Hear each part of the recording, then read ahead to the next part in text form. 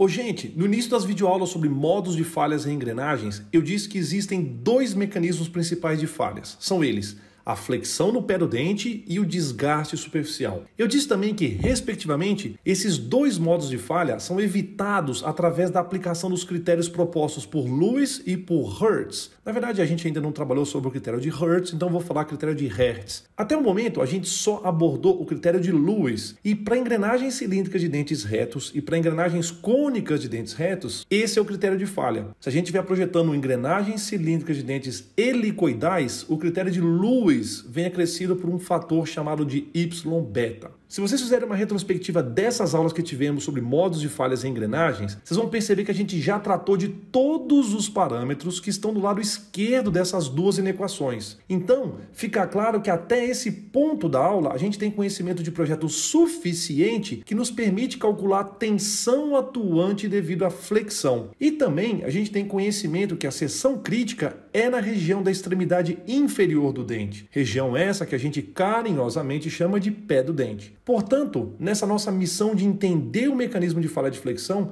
a gente já estudou tudo que está do lado esquerdo dessas expressões. Por isso, o objetivo da videoaula de agora é tratar dos termos que estão do lado direito das inequações. E esses termos se referem às tensões admissíveis de flexão. Turma, a tensão admissível ela é definida genericamente como uma tensão limite de resistência dividida por um coeficiente de segurança. Nesse modo de falha, a gente quer evitar a flexão por fadiga no pé do dente. Então, no numerador dessa expressão, onde a gente deveria utilizar uma tensão limite a algum mecanismo de falha, a gente vai usar uma tensão limite de resistência à fadiga por flexão. A tensão limite de resistência à fadiga por flexão depende exclusivamente do material da engrenagem. Por sua vez, o coeficiente de segurança depende dos dados de entrada do projeto, ou seja, depende de qual era a intenção de quem fez o projeto dessa engrenagem. Então, entenda por favor que nosso objetivo na aula de hoje é abordar esses dois termos, o sigma F e o NF. Porém, e sempre tem um porém nas minhas aulas, já percebeu? Eu meio que sempre faço isso, né? Eu acho que eu deveria ser um roteirista de filme de terror, porque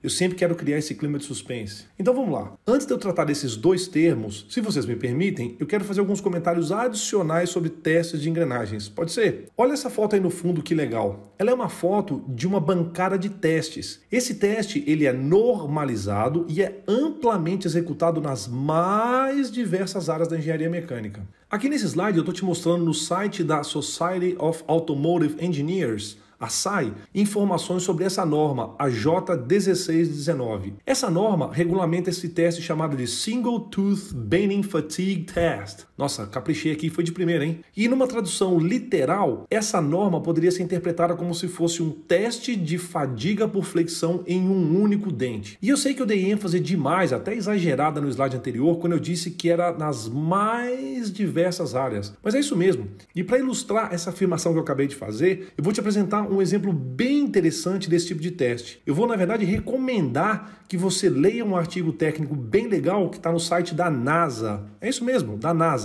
Se você clicar nesse endereço que eu estou te mostrando aqui no slide, você será conduzido para o servidor de relatórios técnicos da NASA. E aqui você vai encontrar esse artigo que foi publicado inicialmente em 2007, que mostra um teste de fadiga feito em uma engrenagem cilíndrica de dentes retos. Quer ver? Vamos dar uma conferida no site? Olha aí que interessante, assim que você acessar o site, você vai ver essa tela. Se você descer aqui um pouquinho, você pode baixar o arquivo clicando nesse outro link aqui. E é exatamente isso que eu vou fazer. Eu vou clicar nesse link aqui e assim que o artigo abrir, eu vou explorá-lo com vocês. Vamos lá. Só pelo fato do artigo ser da NASA, já valeria a recomendação de leitura, né? Mas além de ser um texto frutífero que vai aumentar demais a sua sapiência, você já pode se agilizar e fazer seu marketing pessoal. Aqui, vou te dar uma ideia. Tipo, na hora que tudo isso passar, se tudo der certo e voltarmos ao normal, com vacina, todo mundo em segurança, o que você faz? Liga para um colega, ou um namorado, ou namorada, e convida para vocês se encontrarem. Daí, quando vier a confirmação do encontro, você fala que, puxa, olha só, não vai dar porque eu acabei de me lembrar que eu tenho uma tarefa para fazer, que é para a faculdade e é meio que urgente. Daí a pessoa do outro lado vai querer te dissuadir. Vai falar, não, como assim? Vamos lá, vamos encontrar, uai, é legal, vamos aproveitar aí, você não tinha me convidado para fazer uma coisa? Aí você fala que seu professor de elementos de máquinas te passou um artigo da NASA para você ler e você precisa fazer um resumo e entregar isso urgentemente. É claro que a pessoa do outro lado vai duvidar. Daí o que você faz? taca o artigo em PDF na lata da pessoa. Manda mesmo, na boa, nem hesita, já manda de uma vez. A pessoa do outro lado vai falar, caramba, esse seu professor aí é 13 mesmo, né? E aí, você fala que é isso aí toda semana. É artigo da NASA, MIT, Harvard, entendeu? E outra, fala que é só para introduzir o assunto da aula, que a aula em si é muito mais densa. Então, não dá mole não. Aproveita a chance que eu tô te dando. Mas aqui, deixa eu fazer um comentário histórico. Você só pode deixar de ler esse artigo se for para assistir a live do meu aluno Daniel, porque aí é diferente. Mesmo porque esse meu aluno Daniel, vulgo a lenda, ele é certamente supervisor desses caras que escreveram esse artigo aí da NASA. Então, o seguinte, se for para assistir a live do Daniel, a regra é clara. Cancela a NASA. Mas olha só, vamos voltar aqui para a leitura do artigo. Nesse trabalho foi feita uma investigação de fadiga de baixo ciclo em engrenagens cilíndricas de dentes retos, que são feitas com esse aço AISI 9310. Essa máquina de testes utilizada é uma máquina de teste clássica que aplica flexão em um único dente. A ideia é fazer o teste até que ocorra a nucleação e propagação das trincas, porque em certas aplicações espaciais, os mecanismos que usam engrenagens podem estar sujeitos a um número limitado de cargas extremamente altas, por isso que a gente fala sobre fadiga de baixo ciclo. E essas cargas podem eventualmente serem transmitidas aos componentes do sistema de engrenagens. E aí está a importância de estudar o efeito dessas cargas elevadas na vida do mecanismo. E esses foram os motivos pelos quais esse trabalho foi executado. Aqui na página 2 do artigo, nas tabelas 1, 2 e 3, os autores mostram respectivamente a composição química da CDR, os parâmetros de tratamento térmico e também mostram a geometria da engrenagem. Inclusive, acabei de ter uma ideia genial. Eu vou colocar essa engrenagem aí na prova de vocês e aí você pode aumentar a história, literalmente contar para seus colegas que o sistema de testes de engrenagens da NASA caiu na sua prova. E aí vai ver no cartaz que você vai ficar. Nossa, essa gíria aí é dos meus pais, né? Forcei a barra total, cartaz. Você nem sabe o que é isso. Bom, vamos continuar. Daí o artigo começa a explicar o aparato de testes aqui na página 3. Você vai perceber que nessa máquina de teste tem duas hastes aqui, uma em cima e outra embaixo. A haste de cima é a haste que faz a restrição do dente. Você vai perceber que ela é apoiada na extremidade inferior do dente da engrenagem. E daí a haste de baixo é a haste que aplica a força e essa força é aplicada na extremidade superior do dente, provocando dessa maneira a flexão máxima. E presta atenção aqui, por favor, na figura 2, que para fazer a instalação da engrenagem tem que arrancar alguns dentes. Interessante, né? Quando a gente vem aqui para a página 4, você vai perceber aqui na própria figura 6 que confirma essa nossa hipótese de que a flexão aplicada no dente acaba causando falha, na maior parte das vezes, na seção crítica, que é justamente a extremidade inferior do dente, que a gente costuma chamar carinhosamente de pé do dente. Aqui nessa parte de procedimentos de teste, os autores mostram que eles aplicaram uma carga cíclica cuja frequência de excitação é de meio Hz. Continuando a leitura do artigo, vocês vão perceber que aqui na página 5, os autores apresentam um modelo de elementos finitos que foi feito e que confirma que a tensão máxima surge no pé do dente. E daí os resultados de teste são apresentados, assim como as conclusões. E eu aproveito para dizer uma coisa, hein? Se vocês tiverem qualquer dúvida sobre o artigo, por favor, entrem em contato com esse meu ex-aluno Daniel, porque foi ele quem inventou esse aparato de testes e também foi ele quem orientou os subordinados dele na NASA. Gente, o cara é uma lenda, vocês não têm noção. E daí eu vou aproveitar o ensejo e te apresentar para que você tenha noção, tenha contato pelo menos uma vez na vida e saiba quem é o Daniel, né? Então eu vou colocar para vocês aqui um vídeo da última apresentação que ele fez, que foi de um sucesso retumbante, acachapante. Confere aí, por favor. Ela comigo também foi embora. Fecharam-se as portas, sozinho de novo, tive que sair. E olha só, analisando os comentários dos fãs aqui, eu sou obrigado, aliás, eu não poderia concordar mais com a Karen Duarte, que faz esse comentário aqui, que resume quem é o nosso grande amigo Deusniel. É isso aí, Karen. Você, assim como eu, só está fazendo a constatação de uma coisa que é óbvia, que é inegável, irrefutável, né? Que o cara realmente é uma lenda viva. Então agora que eu aproveitei para surfar um pouco na fama do Daniel, né, e tentar trazer um pouco mais de visibilidade para esse pobre canal, né, para esse singelo canal, eu vou surfar nessa onda, né, que agora a gente está com certeza no pico máximo aí de gente conectada, gente assistindo a minha aula aqui, porque com certeza Isso é um chamariz de audiência, né? Então vamos aproveitar esse momento aí e vamos voltar para a aula no PowerPoint para que eu possa explicar para vocês o restante dos conceitos. Que claro, né? Agora, qualquer coisa perto dessa live do Daniel fica empalidecida de vergonha, porque é de uma importância inferior. Mas, como eu disse para vocês, vamos tentar aproveitar aí a audiência para melhorar o conhecimento técnico das engenheiras e engenheiros. E beleza, agora que a gente já encerrou essa parte da cultura adicional sobre engrenagens e também tivemos esse momento de luz devido à presença do grande, da lenda Daniel aqui na nossa aula, eu vou retornar à nossa trilha de progresso do curso. A ideia agora é explicar para vocês a questão de onde e como determinar o sigma F que é utilizado no critério de Lewis. Desculpa se eu repito, mas se vocês olharem para o lado esquerdo da inequação, a gente já abordou absolutamente todos os termos. Faltam, respectivamente, o estudo do sigma F e do NF. Agora, nessa parte da aula, eu vou tratar com vocês do sigma F, que é uma propriedade intrínseca dos materiais. Essa foto aí mostra mais uma engrenagem que sofreu falha, e o objetivo do meu curso é te ensinar justamente a evitar que essa e outras falhas aconteçam. Quando a gente fala sobre a escolha dos materiais para as engrenagens, tem algumas situações que devem ser consideradas. Na verdade, inúmeras situações, né? Porque são infinitas possibilidades de aplicação e de detalhes específicos. Então, por exemplo, se em um par de engrenagens uma roda tiver material mais macio e a outra roda tiver material mais duro, os dentes da roda macia provavelmente serão endurecidos superficialmente por conta do processo de deformação plástica frio. Agora, se as duas rodas em contato forem do mesmo material, tem sempre o risco de acontecer o travamento da superfície em contato. E esse fenômeno de travamento é muitas vezes chamado de engripamento. E é por isso que pode ser bem interessante e às vezes necessário a gente escolher materiais diferentes para as rodas que estão conjugadas. E quando eu falo de materiais diferentes, estou me referindo à sua composição química, como também à sua dureza,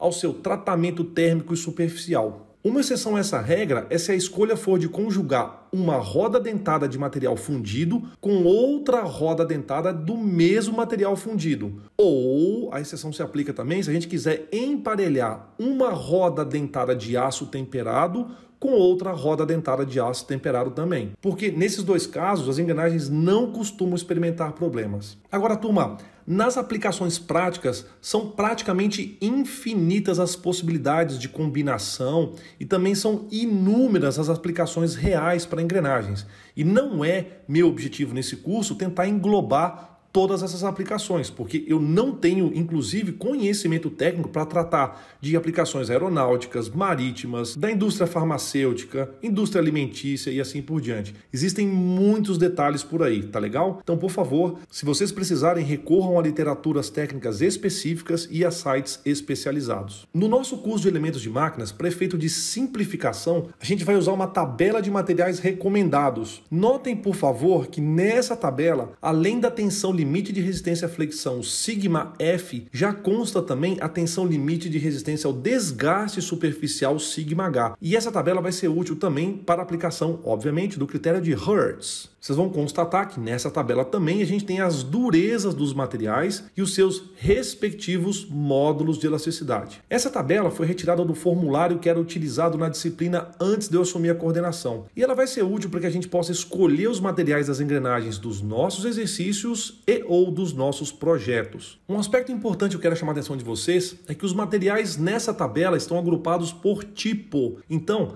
apesar de inicialmente os valores de sigma F terem uma tendência de aumento, isso não necessariamente vale para todos os materiais. E é por isso que eu colori os tipos para facilitar a sua escolha. Eu te mostro um exemplo aqui. Se você vier analisando desde o ferro fundido cinzento até o ferro fundido nodular GGG 50, o sigma F dos materiais só aumenta. Mas, quando eu chego no primeiro aço fundido, ele tem um sigma F menor do que o material anterior. E eu te digo isso porque se você fizer os cálculos, você pode chegar a uma conclusão matemática, por exemplo, que o sigma F tem que ser maior ou igual a 200 megapascal. Então, você vai precisar analisar os dados e as restrições do enunciado do exercício ou do projeto para fazer a escolha do material. Se, por exemplo, nesse caso que eu te disse, você concluiu que o sigma F tem que ser maior ou igual a 200 megapascal. Se a escolha for livre, daí você teria diversas opções. Por exemplo, você poderia usar o ferro fundido nodular GGG 50 porque ele tem um sigma F de 210 megapascal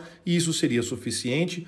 Ou você poderia também utilizar aço carbono de construção mecânica ST60, porque ele também, por coincidência, tem 210 megapascal. Você poderia utilizar um aço para beneficiamento C45, por exemplo, porque ele tem 230 megapascal de limite de resistência à fadiga por flexão e assim por diante. Então vocês vão perceber que eu teria pelo menos essas 3 opções aí. Agora, se eu falasse que o material fosse aço de construção mecânica, você só poderia optar pelo 1045. Porque dentre as opções de aços carbonos de construção mecânica, esse é o primeiro material que respeita essa condição imposta pelo nosso cálculo. E vocês perceberam que eu posso também falar a especificação através das normas DIN ou através da norma ABNT. Tanto faz, é a mesma coisa. Inclusive, existe a correlação entre essas duas normas nessa tabela. Mas podem ficar bem tranquilos que eu ainda vou fazer uma videoaula específica só para explicar para vocês como deve ser o procedimento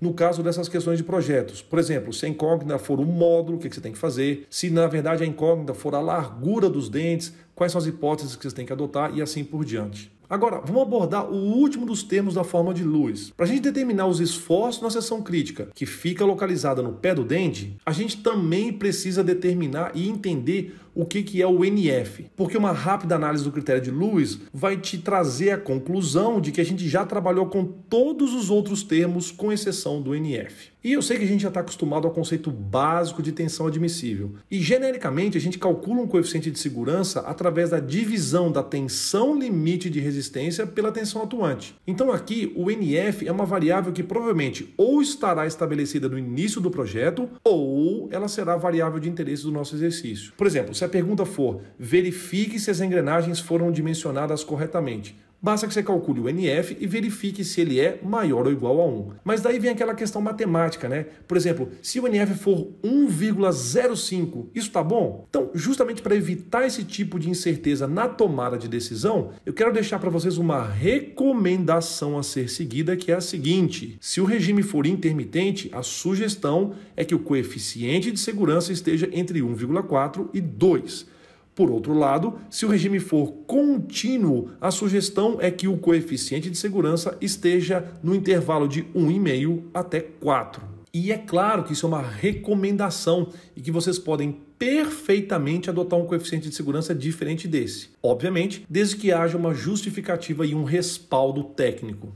Turma, eu não poderia encerrar a aula de critério de Lewis sem antes fazer uma visita final ao Shigler, você sabe disso, né? A gente ainda vai tratar do critério de Hertz, porque esses dois critérios compõem o binômio de projetos de dimensionamento de engrenagens. A gente já conversou que as engrenagens têm 2 principais modos de falha. Com essa aula de agora, eu vou encerrar o primeiro dos critérios. Só que eu tenho essa preocupação de sempre usar literatura técnica de referência no nosso curso. E aí, eu quero que você veja quais são os fatores adicionais que o Shigler considera. Eu tinha dito para vocês anteriormente que no nosso critério de Lewis, nós teremos 9 variáveis. Nesse ponto eu acertei. E aí eu tinha dito que o Shigler tinha 12 variáveis, e nesse ponto eu errei. Porque ele tem 14 variáveis. Peço desculpas por esse equívoco. Então, eu quero te mostrar alguns desses fatores de concentração de tensão adicionais que foram empregados. Por isso, eu vou fazer a visita final, e quando eu digo final, é na parte das aulas de critério de Lewis. Não, mentira, no critério de Hertz eu também não vou voltar mais no Shigler. Eu vou encerrar agora a visita ao Shigler. Então vamos dar uma olhadinha lá final. E aí, aqui no Shigler, eu vou fazer uns comentários bem rápidos no livro para não deixar a aula muito grande, ou quer dizer, maior do que já está, né? Nós havíamos parado aqui no fator de sobrecarga KO, no item 14-8. Alguns dos fatores de concentração de tensão que eu vou explicar a partir de agora serão utilizados no critério de Lewis e outros serão utilizados no critério de Hertz e alguns serão utilizados nos dois. O livro do Shigler não segue uma ordem, ele simplesmente vai apresentando os fatores modificadores de tensão conforme a sua própria vontade. E um exemplo claro disso é o fator CF, que está aqui no item 14-9. Logo depois do fator KO, que é utilizado exclusivamente no critério de Lewis, o livro trata desse fator CF, que é utilizado exclusivamente no critério de Hertz. O fator CF leva em conta o acabamento superficial, a eventual existência de tensões residuais e também os efeitos do endurecimento das engrenagens. O interessante é que o próprio livro recomenda que você use um CF igual a 1, caso o acabamento superficial não influencie nas tensões. E o livro recomenda que, caso haja uma influência, que você utilize as normas da AGMA para obter os valores específicos de CF. E aí sabe qual que é o ponto intrigante? É que é o seguinte, o livro não informa quais são as condições que influenciam ou não. Então a responsabilidade de fazer essa determinação é sua, ou seja, você precisa fazer a consulta às normas da AGMA. Daí quando a gente avança para o item 14-10, o Shigley aborda a influência do fator de tamanho KS. Esse fator reflete a influência da não uniformidade da propriedade dos materiais por conta do tamanho da engrenagem. Nesse fator estão incluídos o impacto que o tamanho do dente, o diâmetro, a relação entre a altura do dente com o diâmetro da engrenagem, a largura do dente, entre outros, tem nas propriedades dos materiais. E aí, novamente, o livro do Shigley diz que, para engrenagens com tamanho que não afetem as propriedades dos materiais, esse fator KS deve ser considerado igual a 1. E caso o tamanho das engrenagens afete a tensão, esse valor é obtido através de uma fórmula que eu vou mostrar para vocês aqui embaixo. E novamente o livro apresenta um ponto intrigante, porque não é informado para o leitor a partir de qual tamanho existe essa influência. Então fica a nosso cargo tomar essas decisões caso utilizemos o critério de projeto sugerido pelo Shigley e que está completamente baseado nas normas da AGMA. E nessas horas vocês percebem claramente a dificuldade que é se criar um modelo estruturado que englobe tudo.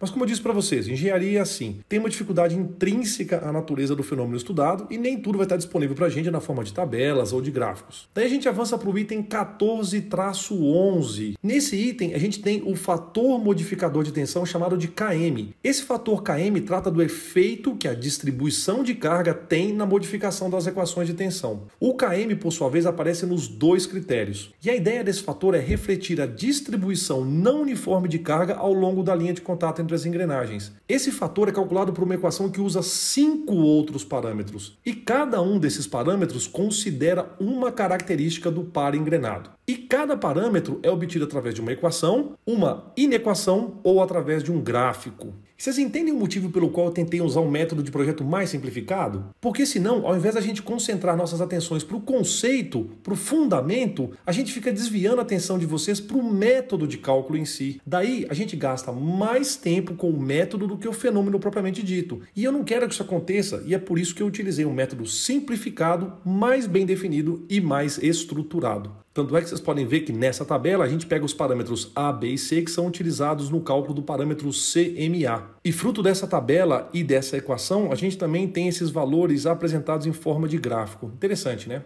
Quando a gente avança para o item 14-12, nós temos um outro parâmetro que é utilizado somente no critério de Hertz, que é o parâmetro de razão de dureza. Uma outra especificidade desse parâmetro é que ele é utilizado somente para o pinhão e não na coroa. Isso porque é o pinhão que geralmente tem o menor número de dentes. E eu disse geralmente, mas eu posso falar sempre, porque se a coroa tiver o mesmo número de dentes do pinhão, ela vira um pinhão também. E por ter menos dentes, consequentemente, o pinhão está sujeito a mais ciclos de tensão de contato. E aí, no caso de acontecer um endurecimento tanto no pinhão quanto na coroa, para que a gente obtenha uma resistência superficial uniforme, a gente tem que endurecer o pinhão mais do que a coroa. Eu já tinha comentado sobre isso anteriormente. E esse fator CH, ele é determinado através de uma equação. E essa equação tem um parâmetro A' que depende de uma inequação. Essa inequação, por sua vez, depende da relação entre dois parâmetros que são os parâmetros HBP e HBG. Por sua vez, os parâmetros HBP e HBG são, respectivamente, a dureza medida na escala Brinell do pinhão, que em inglês é pinion, e da coroa, que em inglês é gear. Por isso que tem esse Pzinho e esse Gzinho no final desses parâmetros.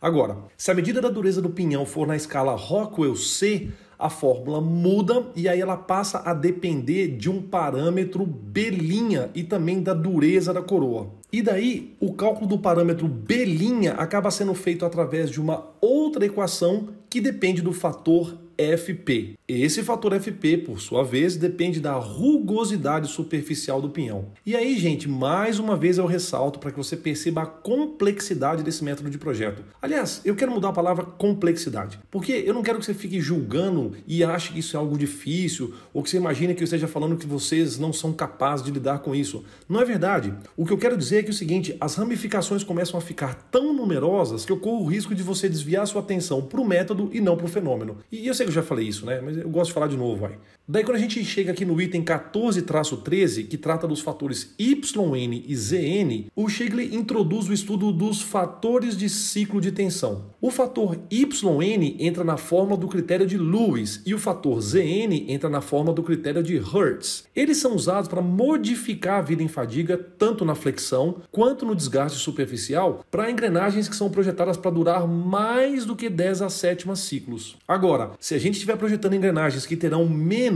ou até 10⁻⁷ ciclos, a gente tem esses dois fatores iguais a 1. Esses dois fatores são obtidos através desses gráficos que estão aqui na figura 14-14 e na figura 14-15. Daí, ao avançarmos, nós vamos chegar no item 14-14, que lida com o fator de confiabilidade KR. Esse fator também é utilizado em ambos os critérios. Ele é obtido por uma fórmula que depende, obviamente, da confiabilidade. Se a confiabilidade for exatamente um desses valores que constam na tabela 14-10, então você utiliza os fatores KR que estão tabelados. Agora, caso os valores de confiabilidade sejam intermediários, aí você precisa utilizar uma interpolação logarítmica que está proposta aqui na equação 14-38. E daí eu imagino que você esteja notando como as ramificações vão se formando e como elas vão sendo ampliadas, né? E ramificações eu digo do método de projeto ou do método de dimensionamento das engrenagens. Posterior ao item 14-14, nós vamos encontrar o item 14-15. Nesse item, o livro aborda o fator de temperatura KT. E aí, a teoria diz que para temperaturas até 120 graus Celsius, esse fator KT é igual a 1. Para temperaturas acima desses valores, o Shigley recomenda que o KT seja maior do que 1, mas não diz quanto que ele vale. É tipo se vira aí malandro, vai consultar as normas da AGMA. O KT também é contemplado nos dois critérios, uma vez que a temperatura de trabalho é uma variável que influencia ambos modos de falha, tanto a flexão quanto o desgaste superficial. Quando a gente vai para o item 14-16, a gente encontra um fator chamado de fator KB. E eu juro para vocês que eu quase falei KLB. KLB é uma banda de sertanejo, não é isso? Então logo mais apareceu o KLJ também do Racionais e o KLM da aviação, né? Nossa, eu tava indo tão bem, né? Tava tão sério, sem querer fazer essa sedução aqui na aula. Foi mal, gente. Vamos retomar o caminho da seriedade. E deixa eu aproveitar para te dar uma dica que meu pai me ensinou. Quando você desviar do caminho, precisar ingressar no prumo, é só você falar bem alto a seguinte frase: renasceu em mim a vontade de lutar. Quando você fala isso com bastante veemência, a perseverança, a disciplina e a determinação vem na hora. Eu só não vou gritar aqui agora porque tá tarde e os vizinhos podem impetrar um mandato de segurança contra mim. E eu não tô afim de nenhuma batalha judicial, principalmente nessa hora da madrugada, não é verdade? Então eu vou repetir a frase várias vezes aqui na minha cabeça, baixinho, para que eu possa, se possível, encontrar o caminho da luz. Olha só, o KB é um fator que influencia somente a vida em fadiga por flexão. Então, obviamente, ele só vai ser aplicado no critério de Lewis. Esse fator lida com a espessura da alma da engrenagem, ou do corpo da engrenagem, né? Os termos alma e corpo da engrenagem são sinônimos, obviamente, quando eu falo de engrenagens. Só para engrenagens, né? Porque no plano espiritual essas definições podem não ser as mesmas, tá? Olha aí, é mais forte que eu tô tentando. O fator KB depende de um parâmetro MB. O MB, por sua vez, é uma divisão entre a espessura da alma TR e a altura do dente HT. E daí, com esse parâmetro MB calculado, a gente entra em uma outra inequação. Se o MB for menor do que 1,2, eu uso a equação para calcular o KB. Se o MB for maior ou igual a 1,2, eu atribuo 1 para a variável KB. Esses intervalos são mostrados aqui na figura 14-16. E daí, finalmente, a gente culmina na explicação dos coeficientes de segurança que o livro chama de SF e SH. O SF é o coeficiente de segurança da flexão, enquanto que o SH é o coeficiente de segurança do desgaste superficial. Respectivamente, esses são os coeficientes de segurança dos critérios de Lewis e de Hertz. Vocês vão perceber que a explicação do livro não poderia ser diferente daquela que eu já dei para vocês ao longo do curso de Elementos de Máquinas 1. Por quê? O coeficiente de segurança nada mais é do que a razão entre a tensão limite de resistência e a tensão atuante. Aqui no livro, o Shigley trata de uma coisa bem interessante quando a gente quer comparar o coeficiente de segurança da flexão com o coeficiente de segurança do desgaste superficial. Olha que legal. Apesar desses coeficientes serem numericamente calculados baseados no mesmo conceito, e tecnicamente se ambos forem maiores ou igual a 1, a gente não vai encontrar nenhuma possibilidade de falha, o autor deixa claro que para comparar a importância deles, não se pode analisar puramente os números. Se a gente quiser realmente saber qual é o efeito mais severo entre a flexão e o desgaste superficial, a gente não pode comparar o coeficiente de segurança flexão com o do desgaste superficial puramente. Então, se a gente quiser analisar a natureza e a severidade do risco para perda de função das engrenagens, ou seja, o risco de acontecer uma falha, a gente deveria comparar o coeficiente de segurança da flexão com o quadrado do coeficiente de segurança de Hertz. Legal, né? É porque na prática constatou-se que as naturezas das falhas são completamente diferentes. Então, a gente não pode comparar duas coisas que são diferentes. E vocês sabem que eu sou bem adepto de fazer metáforas e analogias para explicar os conceitos. Então, eu vou usar uma aqui. Imagina, por exemplo, que você quisesse comparar sua resistência ao correr e ao nadar. Você provavelmente vai notar que correr você tem uma maior resistência do que quando você vai nadar. Então, você não deveria, por exemplo, comparar diretamente as distâncias entre uma atividade e outra. Por exemplo, se você falar que você correu 15 quilômetros e daí você fadigou, não aguentou mais. E depois, na semana seguinte, você foi fazer natação e nadou 2 quilômetros e depois não aguentou mais. Você não deve comparar a marca de 15 quilômetros de corrida com 2 quilômetros de natação. Porque se você fizesse isso, você estaria incorrendo num erro conceitual. Porque ao fazer essa comparação, você deveria fazer estudos para que você pudesse normalizar e comparar dois efeitos que são de naturezas distintas. E é por isso que o Shigler recomenda essa normalização entre os dois coeficientes de segurança que são de naturezas diferentes. E em alguns casos, o Shigler até sugere que o coeficiente de segurança de flexão seja comparado com o cubo do coeficiente de segurança do desgaste superficial. É bem legal isso aí, né? Isso é engenharia, meu amigo. E você está acompanhando esses conceitos aqui no canal AFD. Que é isso? É chique demais. Para finalizar, a gente chega aqui no item 14-18, onde o Shigler apresenta ambos critérios. Vocês vão perceber, conforme eu já tinha mostrado para vocês anteriormente, que ambos os critérios são respaldados na norma ANSI-AGMA 2001-D04. E eu já tinha te mostrado isso lá no início do curso de modos de falhas em engrenagens. Esses são, respectivamente, os critérios de falha por fadiga à flexão e também falha por fadiga ao desgaste superficial. E aí, turma, como a gente está encerrando a aula do critério de Lewis, eu vou colocar aqui nessa seção do livro onde ele mostra o mapeamento feito para o critério de projetos apresentado pelo Shigler. Obviamente, a gente sabe que o nosso critério é um pouco mais simplificado que esse. Então, a gente vai voltar para o critério de flexão, só que no PowerPoint, para que eu possa encerrar essa aula. Daí, turma, ao fazer a comparação entre o nosso critério e o critério apresentado pelo Shigler, vocês vão perceber que, apesar da gente ter um critério mais simplificado, isso não impede de forma alguma de vocês entenderem qual é o processo que está por trás desse conceito de dimensionamento. Vários dos fatores que eu te apresentei no livro do Shigler não estão aqui no critério de Lewis, mas eles vão aparecer lá no critério de Hertz. E de novo, para te deixar mais tranquilo em relação a essa simplificação que eu estou fazendo. Dificilmente você vai projetar uma engrenagem e fazer o dimensionamento dela manualmente. É muito provável que você vai fazer o desenho e, de preferência, o projeto utilizando softwares comerciais. E nesses softwares, como por exemplo o Inventor, essas tabelas, gráficos, equações estão incorporadas ao algoritmo de execução do programa. Então, na hora que você entrar com os parâmetros de dureza, confiabilidade, temperatura, espessura da alma e assim por diante, o programa vai capturar os valores dos fatores modificadores de tensão em função dos dados de entrada que você forneceu. O meu objetivo é puramente estimular o entendimento de vocês em relação à fenomenologia, aos conceitos e aos fundamentos do projeto. Então, eu quero poupar o nosso tempo de cálculos manuais, mesmo porque eu não quero que vocês se percam em consultas de tabelas e cálculos que serão feitos por software. Na próxima aula, eu pretendo tratar exclusivamente do critério de Hertz, e daí eu te prometo que eu não vou ficar dando tanto detalhe assim sobre os fatores modificadores. Sabe por quê? Porque eu já tratei todos eles aqui nessas aulas. Então, até daqui a pouco.